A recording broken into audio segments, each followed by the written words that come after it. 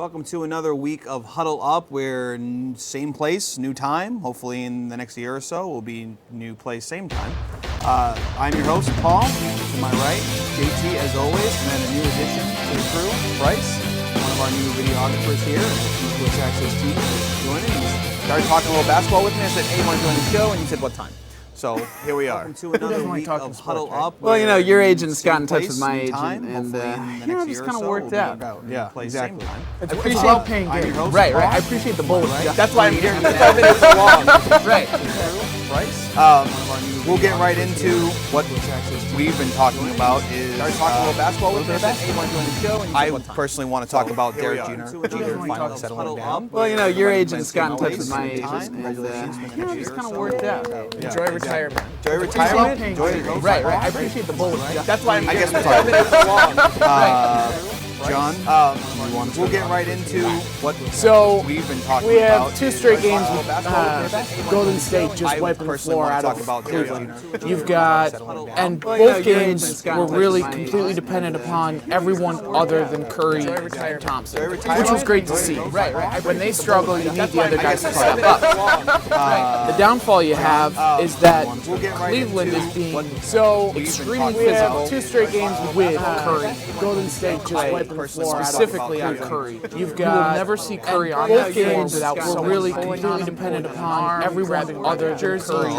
I mean, he is which was great to see so much. And then you're watching the other guys step up foul against somebody. The downfall you have is that Cleveland, which I'm not going to argue the refs called, and they're really playing it, letting them play hard for which I'd rather see, but that doesn't really go into Golden State's game plan. No, it doesn't. And my only issue with it is solely on all these people who are twice the size of Curry are grabbing him and pulling him and dragging him all over the court. But the minute he has his hands on somebody 3 times his size to try to defend him off the switch, they're calling the foul.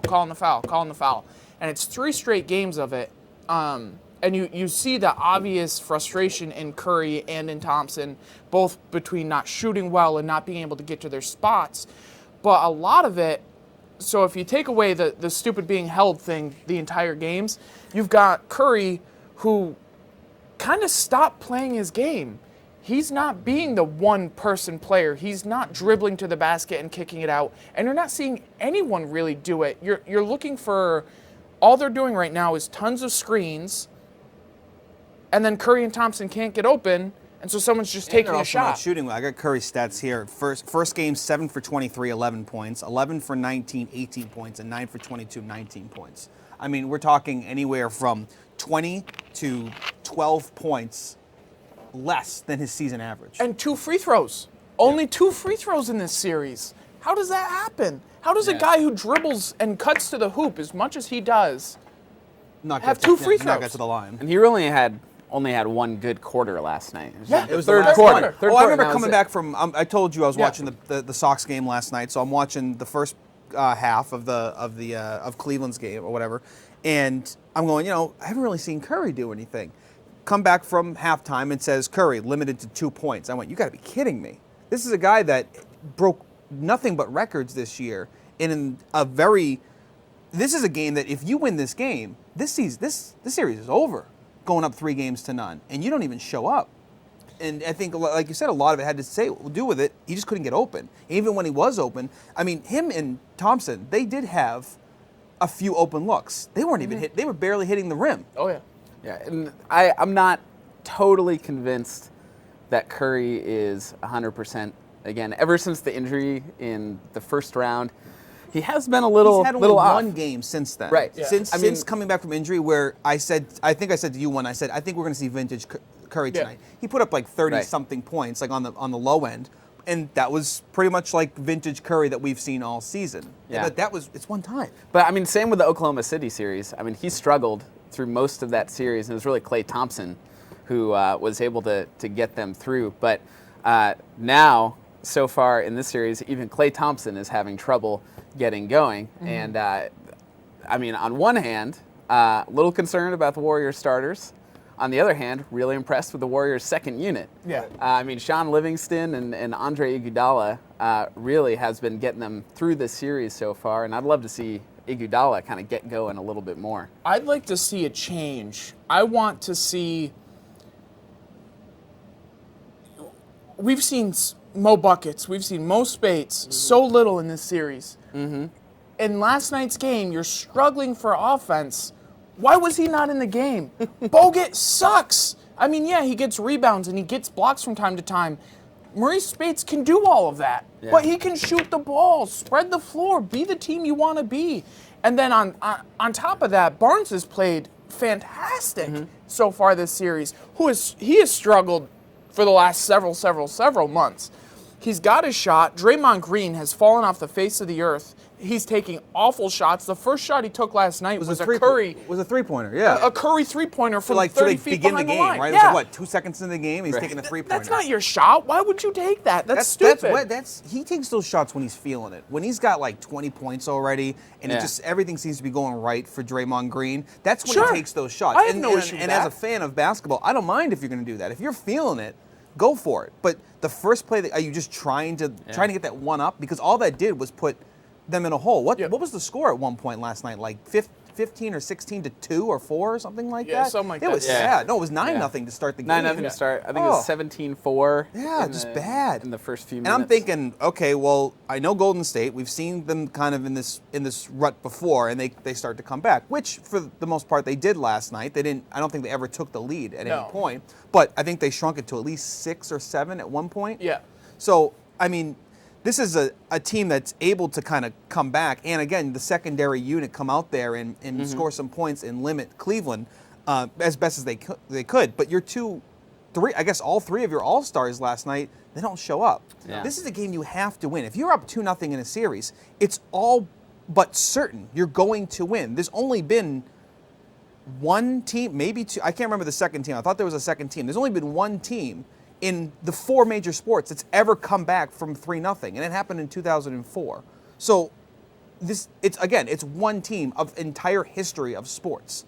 You go up. You should be up there, guns blazing in Game 3 if you're up 2-0. Flyers did that against the Bruins. Okay, so the Flyers. 2010. So that was the second So team. yeah, that was the second yeah. team. I couldn't remember what the second team was. But there we go. But what I look at when I'm looking at this team is even last night, I want to say early fourth quarter, or maybe it was sooner than that, Kerr took Curry out and just sat him on the bench and he's like, "You good?" Where was that for Draymond Green, who was turning the ball over, taking bad shots right to start the game? End of the first period, they're down like almost 20 points. Something. It just kept, the total just kept rising. Where was the timeout then to sit your team down and say, "What the heck is going on?" Separate them. You don't need them all to play together. First off, if you're struggling offensively, you take Bogut out of the game. If you want to go small, go small. Put Andre or Spates or Livingston in and run a smaller team.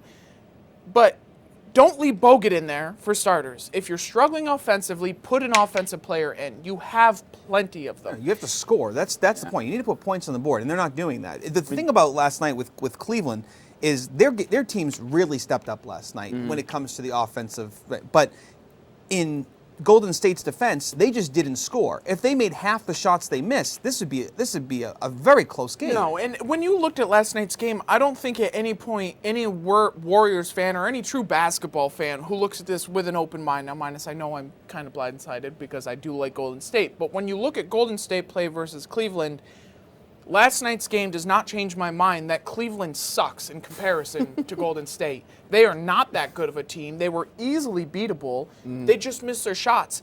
And for whatever miraculous reason, LeBron James learned how to shoot a jump shot last night for the first time in a year. So you can't be worried about it. You just got to figure yourselves out. You got to come back with the same mentality you've had all season long of this is win number 73. This is that golden ticket. This is that big moment. You just got to take it. You got to fight for it and stop trying to do too much. I think Curry's first basket, maybe it was the second basket, was like passed around 6 times. Now, minus it was a great pass to a wide open Curry under the hoop, but there were 4 other people who touched that ball that should have shot. I mean, you can't pass that much against a Cleveland team that is long. They are good at picking the ball off. You can't do that. Someone who's open, take the shot. I'm going to disagree with you on that one. I think this is exactly the team that you want to pass that ball around. as much. I think Oklahoma City was the team that gave them trouble passing it around because they're so long. Cleveland isn't as long. I don't think they're necessarily as good defensively as OKC was. I think Golden State all year has had trouble with turnovers. It's just that usually they have Curry and Thompson who can shoot them out of the turnover problems, and they just weren't able to do that last night. I thought Cleveland was going to get one at home.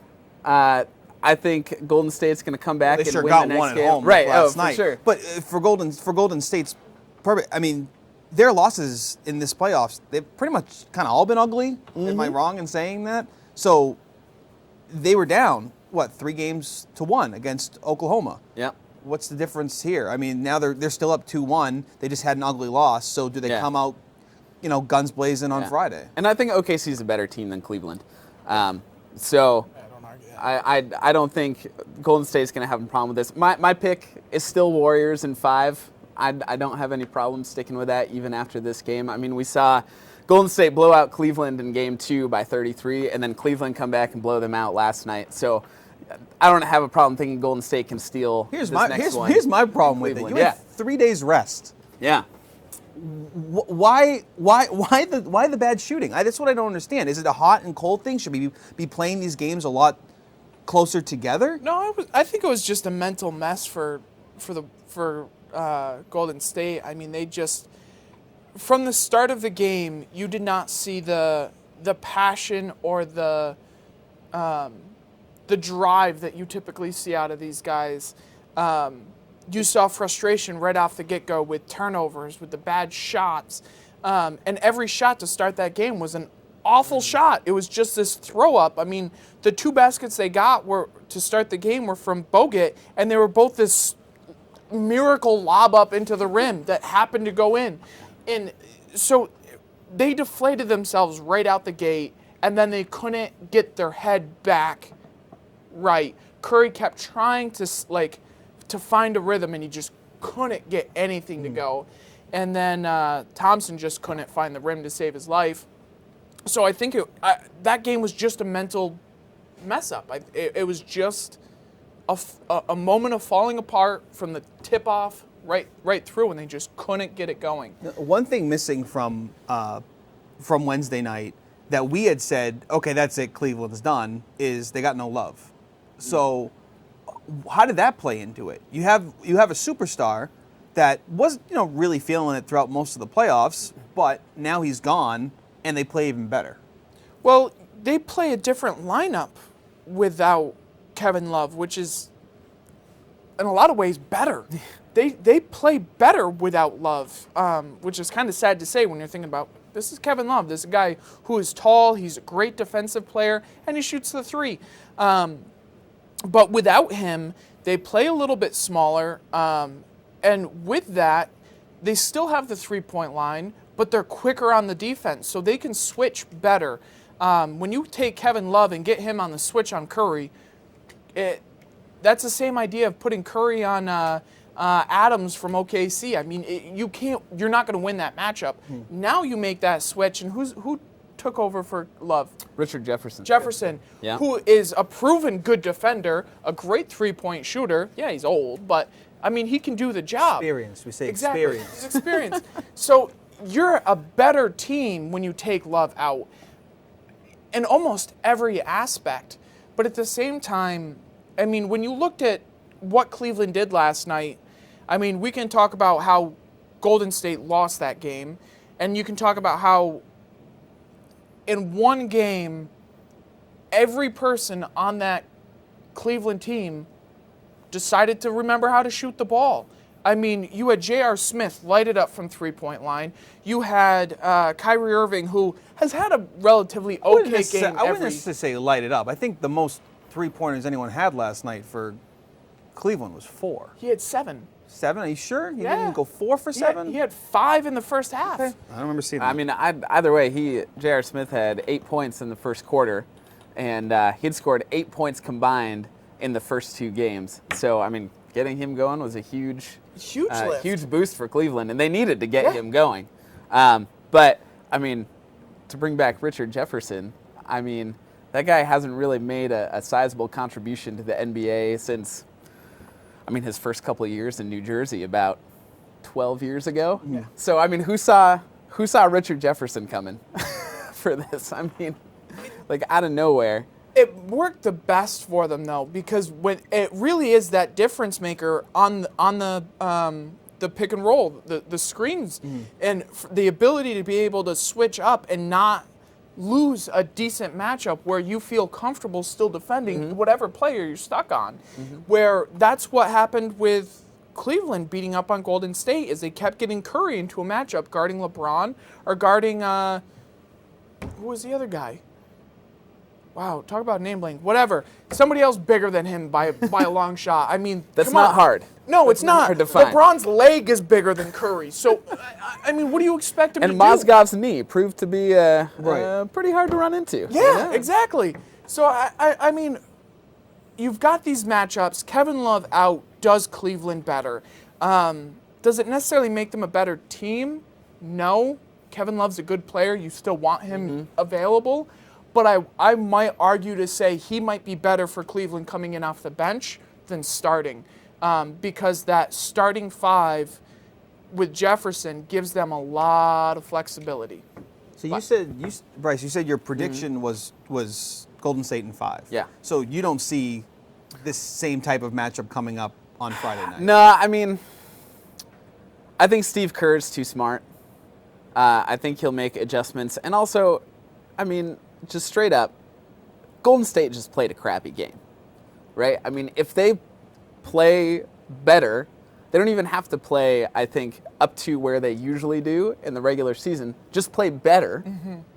Curry and Thompson maybe hit a couple more threes. I mean, I don't think Golden State's going to have a problem getting through Cleveland. I thought Cleveland was going to be able to get one at home, but I think Golden State is going to get the next one and going to finish it out in Game 5 back in Golden State. Do you think that the issue in the beginning of the game is really what put Golden State behind? Like, what inevitably set the tempo. Right, It set the inevitably tempo. came to their loss was the beginning of the game.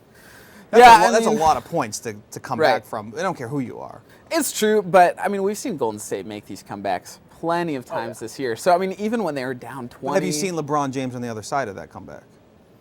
No, because... Going against arguably the greatest player in the world. Right, too. because Golden State is usually up by that many Right, against that's LeBron what I mean. James So teams. when they're usually down, they're not looking on the other side of the court to the greatest player in the world. Well, I mean, I don't think... I just can't ever count Golden State out of any game until you get to the fourth quarter and they're down by 33, right? Yeah. Then you're like, and all the bench guys are in for both teams. Yeah. But I think any amount that they're down in the first half, I think Golden State can come back. Yeah. I mean, we saw it against Oklahoma City, and they had Kevin Durant and Westbrook, and I have mixed thoughts about Westbrook, but they had Kevin Durant. You know, I don't think them being down any amount is really a problem because they have so many three-point shooters that the three can get you back in. The problem is takes just one or Curry two. and Thompson. Right. It's just the problem is Curry and Thompson just couldn't hit them. No. And when I look at those guys, they're never out of a game, and it takes one or two shots to get that rhythm going. That's why every time you see Curry and Thompson shoot a ball, you're just like, good, keep shooting, Yeah. find it. You just got to get there. Once you get there, you're good. But what I want to see Curry do is what he's done all year long. Drive the ball. Don't just be a three-point shooter. Just don't be the one who just stands there coming off screens. Drive the ball. Move the ball. Get under the hoop and kick it out to a wide-open Thompson or a wide-open Barnes or even a wide-open Green. I'm okay with that shot. But you got to get that type of movement, not just... Right now, Golden State is doing nothing but screening and shooting. That's it. There's no drive and kick. There's no anything. If it's going down low, it's to shoot. So you got to see them come back to their own game. They're trying too much to rely on the threes. And then defensively, I mean, Curry needs to not foul. Yeah. He needs to be smart enough to let go. Early last night, right? That third foul he had on Kyrie Irving, I mean, it was just dumb. Yeah. It was just dumb. and it's every game so far this series is that this is going on, and it's like some of the fouls you're up against a bigger guy. Yes, you have to hold him. You have to do something to try to at least somewhat maintain your ground. I get it, but you are too valuable. You can't afford, not only for your rhythm, but for your team, to be in foul trouble the entire night. So now we're getting into something else. We're seeing last night that physically they just didn't match up well last night. Now we're getting into the mentality as well. So mentally they weren't prepared last night as well against Cleveland. So I asked the question again, what do they have to do differently, or what can they do differently going into the same environment on Friday night against the same team that is high as a kite right now because of how much they just beat the 73-win Golden State Warriors? That never matters for Golden State, and it's not. But they haven't been in the situation before. Yeah, they have. They were down 3-1 in OKC. I'm talking about in the NBA Finals. Yeah, so, come on. I don't care. It's Cleveland. They aren't even nearly as good as OKC was. The environment itself does not matter. The Cleveland fans were rowdy, yes, but not as a crowd. They weren't that loud. It wasn't that crazy. They just need to play their game and stop thinking. They need to have fun. They need to move the ball. They need to drive and kick. It's a lot of it. It seems like they're just thinking too much. Constantly thinking, should I take this shot? Should I take this shot? Should I take this shot? And they take bad shots, and then it's running down the court. They got to stop thinking. You just got to play. Let the game come. I'm going to use that advice actually for this show and just stop thinking for the rest of the show, if that's cool. No, but I mean, let's remember that Golden State right now, despite the bad loss last night, they're actually in a better position than they were last year in the finals at this time. They were down 2-1 at this point in the finals and came back and won 3 straight. So, I mean, I think maybe we might be overreacting a little bit to the potential trouble that Golden State is in, because it's still Cleveland that has their backs against the wall. It's not Golden State. They're still in control. But I do agree with you a little bit in terms of Curry, that he I'm going to get the what Bill Simmons calls the body language doctor going, but he does seem to be a little more tight in these last few games. He's not as loose. He's not necessarily having as much fun visibly as even when he's sitting on the bench, just kind of staring. Like you just kind of see like something is just not quite the same with him, and I think.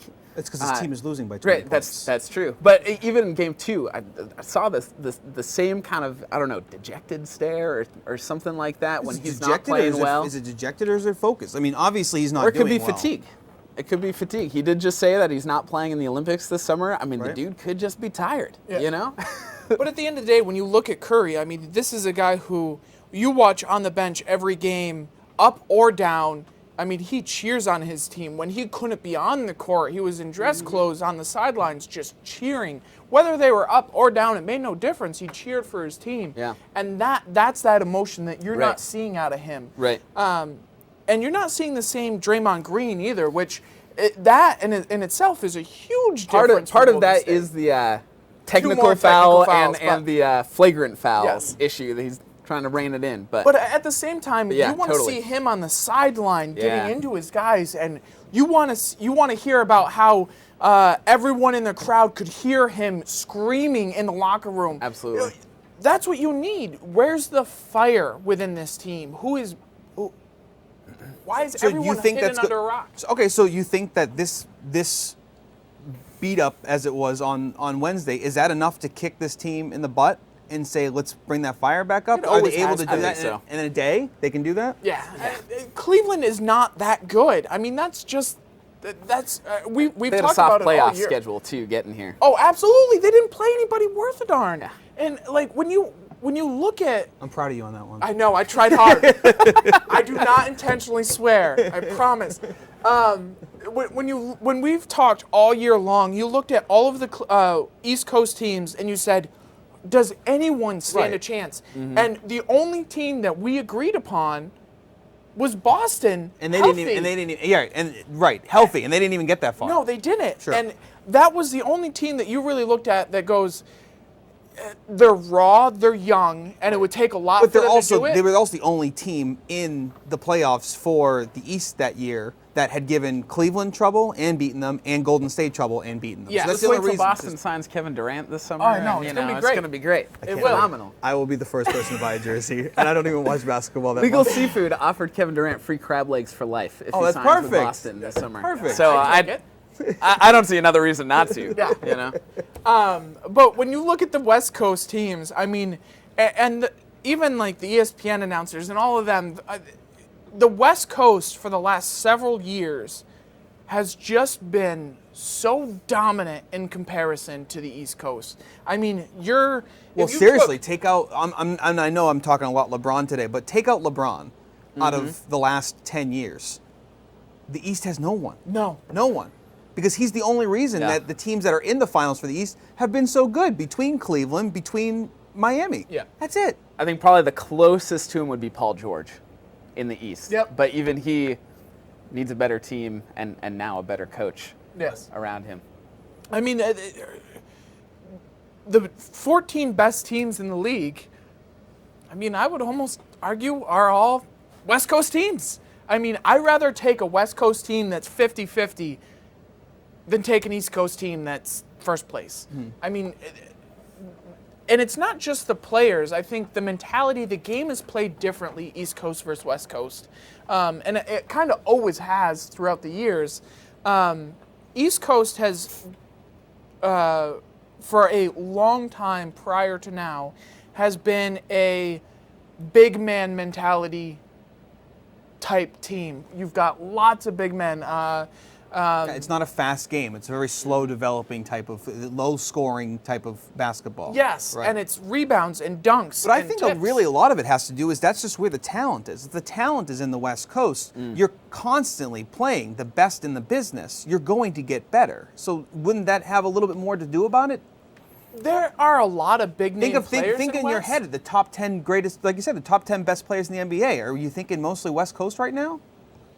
And if they're going to play each other 2-3 times a year, 4 times a year in some cases, Golden State is only better because they get to play teams like Oklahoma City 4 times a year and San Antonio 4 times a year. Well, I think there might be better executives and GMs in the West Coast also Right. who are able to draft and that's a better, trickle-down who are able to effect. make That's what I better mean. trades. You're You've able also to, seen a lot of teams in the East Coast that have just plummeted over the last decade or so, and that people don't want to go to. If you look at the 76ers, Oh, okay, gosh. since Iverson, that is a team, if you go on to the 76ers, your career's over. No one wants you. You're not going to be any good anymore, so you might as well just quit now. They had a couple brief years when they were led by Andre Iguodala and Evan Turner. Yeah. But still, it was just first round exits Yes. in the playoffs. And then you've got Orlando, who did great with Shaq. Careful, diehard Did Magic great fan with here. Shaq, did great with Howard, couldn't get over the hump, and then has now just plummeted. Now, this was probably the best year they've had in a while, but And I'm just waiting for Frank Vogel to take over as coach next year. It's gonna be great. It's gonna be great. but there's Championship in 3 seasons. there's just another kidding. team- Just kidding. Let's take that bet now. Hold on. I need a free lunch. I know we might get more out of lunch. Yeah. So there's another team, and then just completely take a flip to the New York Knicks that have been a dynasty team yeah. who, since they signed Carmelo Anthony, have just been awful. Now, minus, I don't think Carmelo Anthony was the downfall to that. I think it No, was it's adding talent around him. Stoudemire. It was adding talent. It's the contracts, man. I Yeah. mean, the That's contracts were horrible. It's a bad owner. Yeah. And that's the problem you have in a Yeah. sport like the NBA and most sports that have a cap limit. When it comes to baseball, yeah. you can add whoever the heck you want. I mean, look at Brooklyn. Right. Like, I mean, it was this. Brooklyn, we've had this argument before. I Okay. just think their GM, like whatever their front office is, It's they don't know totally what they're inept. doing. I feel like I could do Yeah. almost a similar job to what they were doing and say, sure, I'll give you this and this and this and this. Just give me some superstars that are Yeah. close to retirement. And I think it's too that I think it tends to be the teams where the owners themselves are a little too involved in basketball operations, and they don't just let the executives of the team make the decisions. I mean, Prokhorov in Brooklyn, you see that in New York. Dallas. You see that in Sacramento. But Cuban, I think, is a little bit of the exception. They did win a championship. They did. I mean, I'll give it that. And I mean, Dirk, like, I mean, they've generally put some decent players around him. I mean, this year Dirk pretty much carried them all season. But Cuban might be the exception. But overall, I think it's generally the teams where the owners kind of take their hands off and just let their executives run things. I think you saw that in Golden State. You see that in San Antonio. I mean, those are the best franchises. You got to let the people who actually do basketball for a living, right? Deal with those decisions. I mean, even in Indiana, just trusting Larry Bird. I mean, they go through ebbs and flows, but when they go down, they always come back up because Larry Bird builds a good team. Exactly. And what I have enjoyed is you're always going to have the superstars that are on their way out that try to find a team that they can win that one championship and or one more championship. And they build a good group, and it's good for a year, and that's fine and dandy. But I enjoy seeing the teams that your superstar gets not necessarily superstars, really good role players. And makes something good out of it. When you look at a team like Indiana, who you've got Paul George. He is your superstar. There's no one else on that team that's a superstar. There's some decent role players. CJ Miles could be coming up in a few years. It could. But, I mean, this is a team that's good with one superstar. This isn't LeBron James, everywhere I go, I'm not going to come here unless you have this, this, and this, and this. You don't need 5 superstars. That's not a team, nor is it fun to watch. And LeBron James takes everything away from everyone else. As the usual basketball fan, I actually like when there are a ton of superstars on the team. One, because everybody's scoring, and two, I know who everybody is. When does it work? I didn't say if it worked or not. All-star games. Exactly. It works every year. They throw like 300 points up every game. They don't play. That's what every forget team should defense. do. Just shoot it. Just shoot it. It's worked for Golden State for 73 wins. What's the difference? Yeah, but different type of game. Different type of game. All they do is shoot and don't play defense. No, but see, the thing is with Golden State, that they didn't go out and sign superstars. They developed players who ended up being superstars. Nobody saw Draymond Green being this good. Nobody saw Harrison Barnes being this good. No one saw Klay Thompson being this good. People doubted Steph Curry coming out of Davidson would be this good. And, I mean, I remember back when it was Steph Curry and Monta Ellis was their backcourt. And then they traded Monta Ellis for Bogut from Milwaukee, and they had the Chris Mullins number retirement celebration, and the whole crowd was booing the ownership for that Monta Ellis trade. And it just turns out that they just get solid guys, they draft well, and they build them into superstars. Yes. And Ellis was poison, and that was probably one of the best decisions they could have ever made. And like when you look at Golden State, Curry developed into the superstar kind of out of the blue. His first several years in the league, he was injured, he barely played, never really did much. I mean, he has not gotten the attention he's had except for the last 2 years. The last 2 years, he's been a superstar. Before that, no one really paid that much attention to him. So it's a different type of team. You don't need to sign #1 draft picks. You don't need to have LeBron James, Dwayne Wade, and Chris Bosh on your team. You don't need to have LeBron James and Kyrie Irving and hear that, Kevin Philadelphia? Love. I wouldn't mind LeBron James and Kyrie Irving playing for the Celtics right now. I'm just gonna throw that one out there. You can say you don't need it, but in essence, you kind of do need superstars on your team. You need a superstar, but I mean, when we watched Miami play, now minus they won championships. Chips. Tell me if I'm wrong. Okay. Out there. You had LeBron James, his numbers stayed the same. You had Dwayne Wade, his numbers went down, his game went down.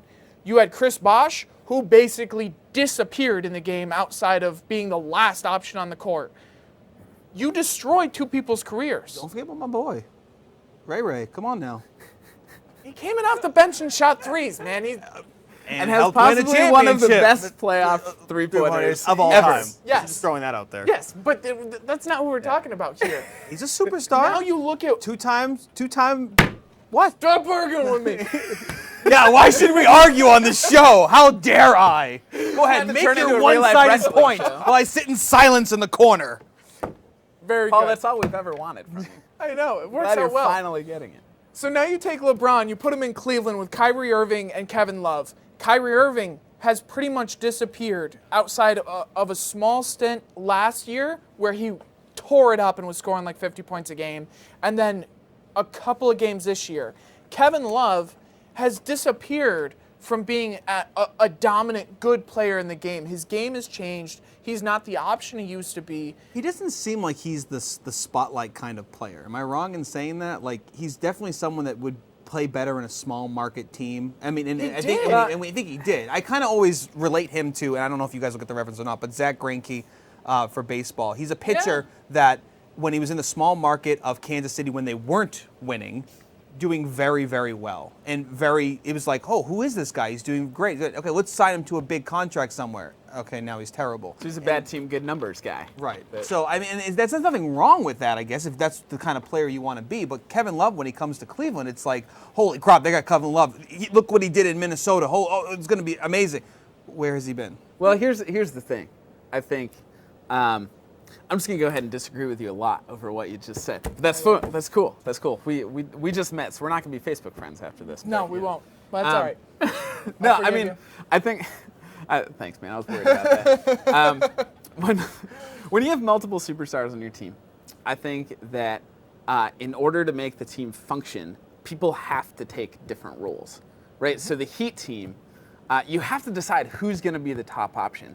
And that first year on the Heat, there was sort of that tug of war between James and Wade a little bit. I think Bosch, his numbers went down because he knew that he would serve the team best as the third option, just kind of being the hustle guy, right? And I think he sort of played that way again this year. I mean, even without LeBron before he went out for the season with an injury.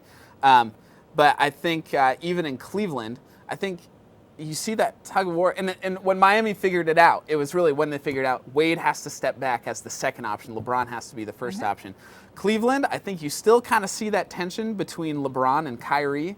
I don't totally think LeBron likes playing with Kyrie Irving. I don't think so at all. Because Kyrie wants to be the number one guy, and it's a given LeBron should be the number one guy.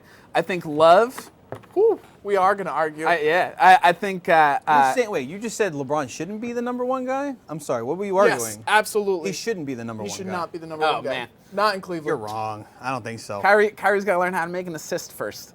But I won't even when that. LeBron wasn't in Cleveland and Miami, he was still the number one guy.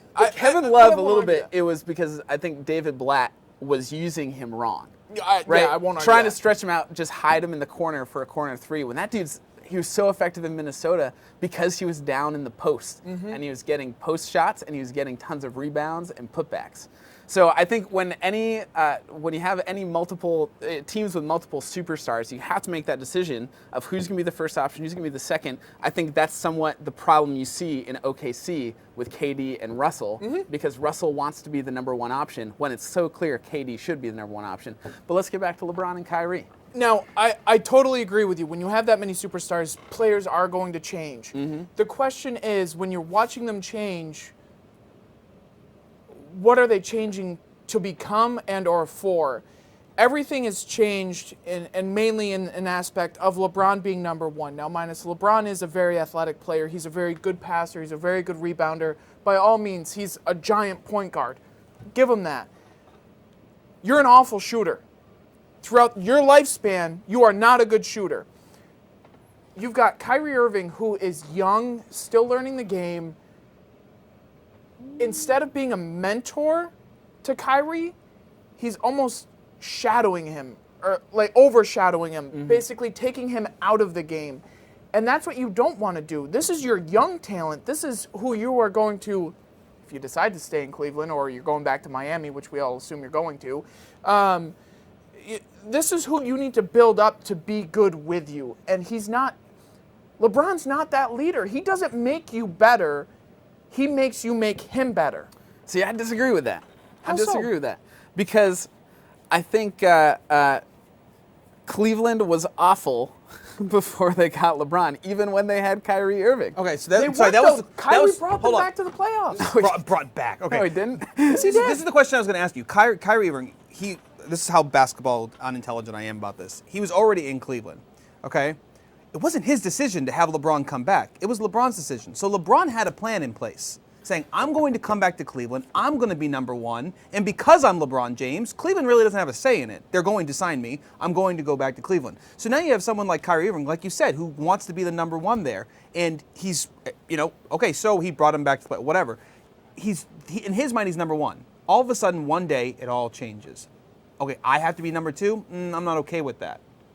Well, there's a struggle. There's an internal struggle there that we're saying. And I think you see the same thing in Oklahoma City with Kevin Durant, Russell Westbrook. Which is why that's needed to come to an end for a long time. I mean, how many years can you go to NBA Finals or Probably Western one Finals more and year. lose before you finally figure out that this duo is not working?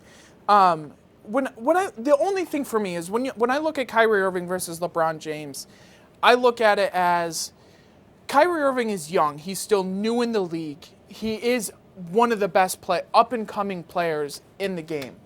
You really can't argue that. He still has a lot to learn, but he's still very young. I mean, I guess I can because I feel like I haven't seen the best of Kyrie Irving lately. We saw it last night in a 30-point game, but we really haven't seen much of him lately. And it's like, okay, you keep saying he's the next up-and-comer, but I'm not seeing it. Because LeBron takes that game away from him.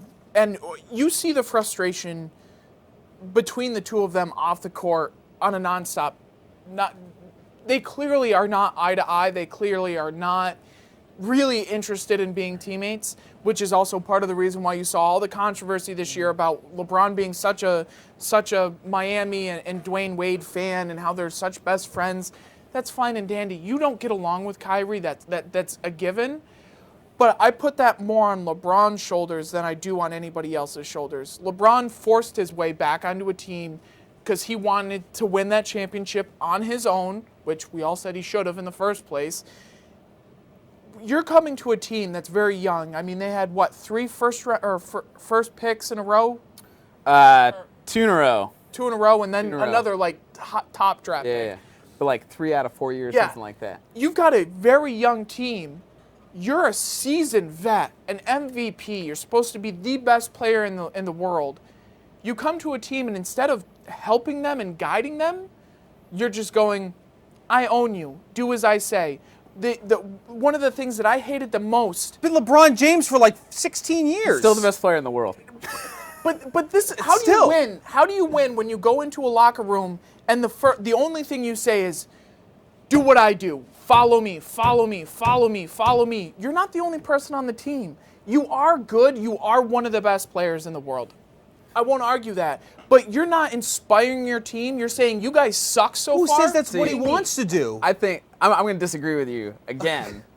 Who says that's what he wants to do, though? Who says he wants to go in there and mentor for the future? He wants to go in there and win a championship for his hometown team. You do, but you can't win until you teach. You've got young. But here's what I go back to.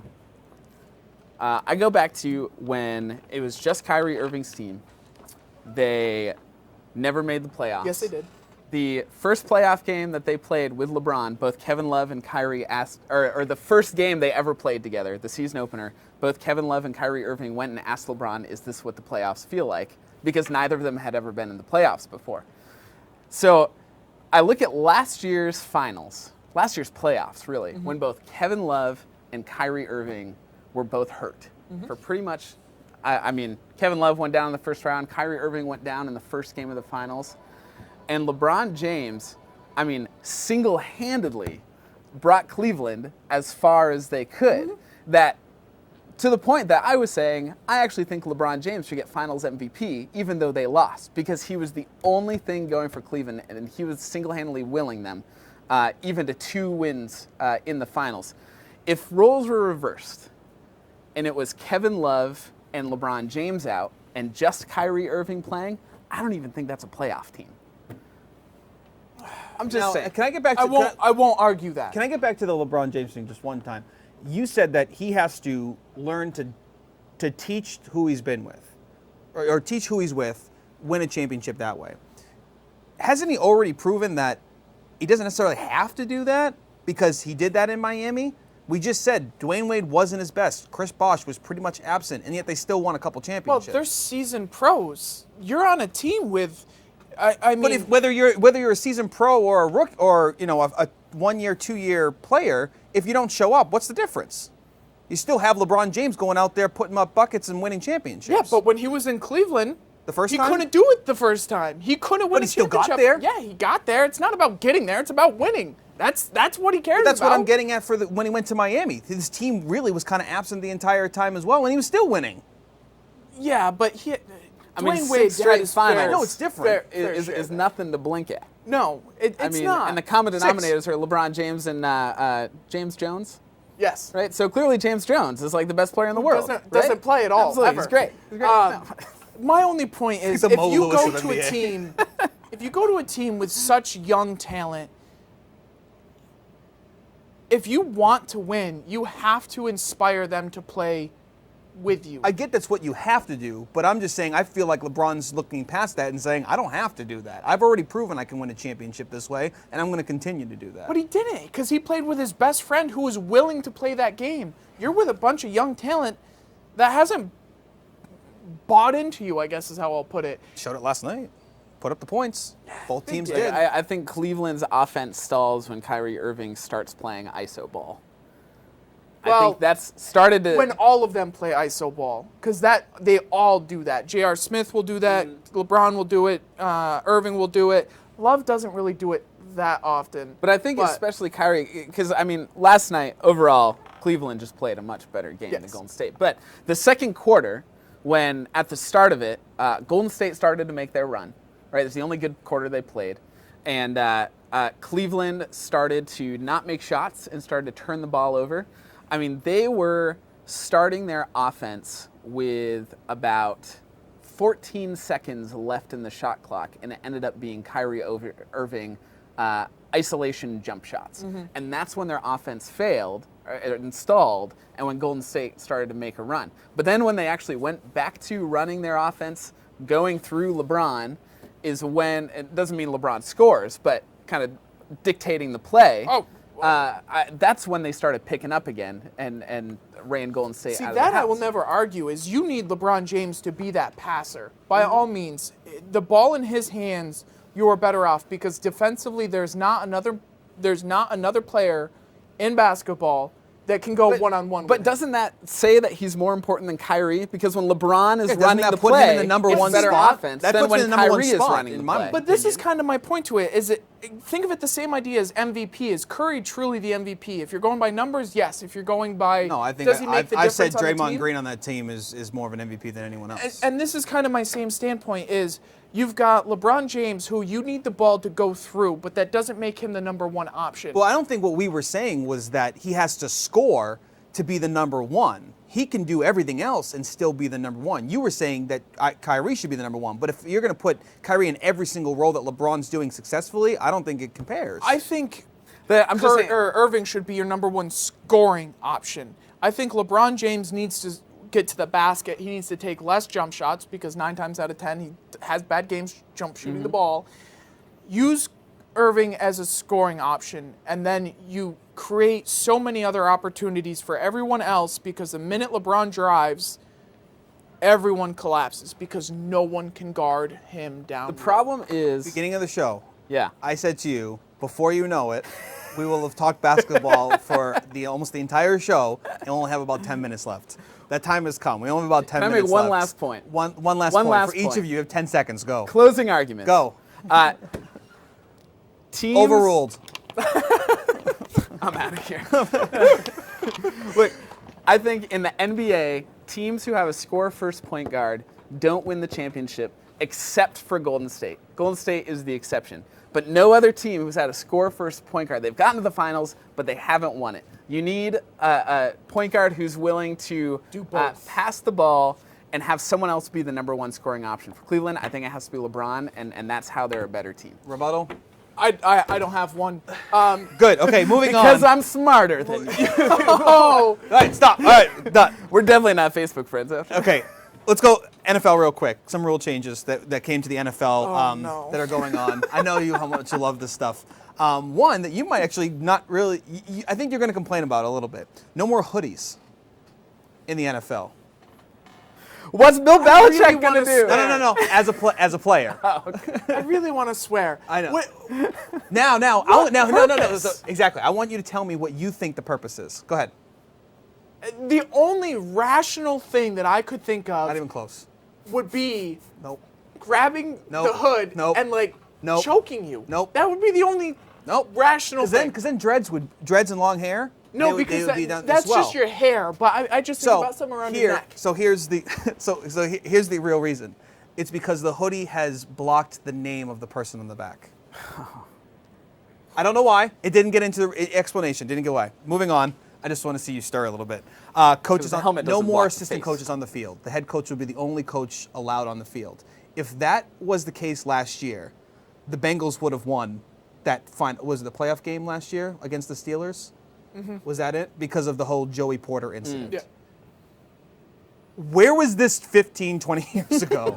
I don't know why this is just becoming a thing now. We have a head coach, right? He's the head coach. He's the head coach, so he should be the one only one allowed on the field. crazy concept. The next one is the coin toss. I know last year with the Aaron Rodgers coin toss where the coin didn't flip, a 1 in a million thing. They actually decided that because of how well the referee handled the situation by saying, we're going to reflip, you called heads, it'll stay heads. They've now adopted that rule. If it doesn't flip, they'll reflip with the same call pertaining. I just think it's funny. I just wanted to throw some of those things out there and just watch you kind of like stir a little bit. Because we talk about rule changes a lot and which ones should be thrown in the NFL. These are 3, 2 of which are just silly, and one of them is like, okay, it should have already been in there a long time ago. I love lists. I love talking lists on this show, and I love to see how smart people can be when it comes to lists. Forbes just released their 100 most profitable players in all of sports throughout the world. So since we had 2 people on today, I figured you could do a little back and forth and name. I'm going to go with the top 16. The only reason I picked the top 16 is because number 16 on the list I thought was number 1. So give it a go. In all of sports? In all of So sports. LeBron. LeBron is them? number 3. Number 3. Peyton Manning. No. No, absolutely not. You got to think how much money they made in the calendar year of, I believe it's 2015 is how they look at it. So just in the last year, Right. who was the most profitable? Right. You got LeBron, which is number 3. I'd probably throw Blake Griffin on there. No. No? No. It's all the Steph commercials he Curry? does. No. Oh, Tom I Brady. think you got to think contract. Tom Brady's 15. 15. And I said 16 I thought was number 1 just because of the sport and of the money involved in the sport. A-Rod? No. And I will say that a handful of these guys aren't even playing anymore. Oh. Whew. Kobe. Kobe It's is clearly Kobe's Ron number Artest. 10. Ron Artest. Clearly Ron Artest. Yeah. Sorry, Meta World Peace. Meta World Peace. You know what? I saw him on TV the other day, and I couldn't remember what his real name was. I'm like, Meta World Peace. I'm like, is it like Jim? I don't The remember man what who his name. punched a fan. Meta World Peace, right? Let's see, who else? Derek Jeter? No. Yeah, no. That's what's tough, is thinking of these guys. And I said a handful of them don't play. Oh, and a handful, Mayweather. Mayweather was number 16. I thought just What? on What? that's what I said. The way it broke it down is it didn't include his last fight. Oh, so Oh, you wow. lose So the you're Pacquiao losing fight. a lot of money there. So yeah, number 16. But I thought he was number 1. Way off. Would Pacquiao be on there? No, he wasn't. No?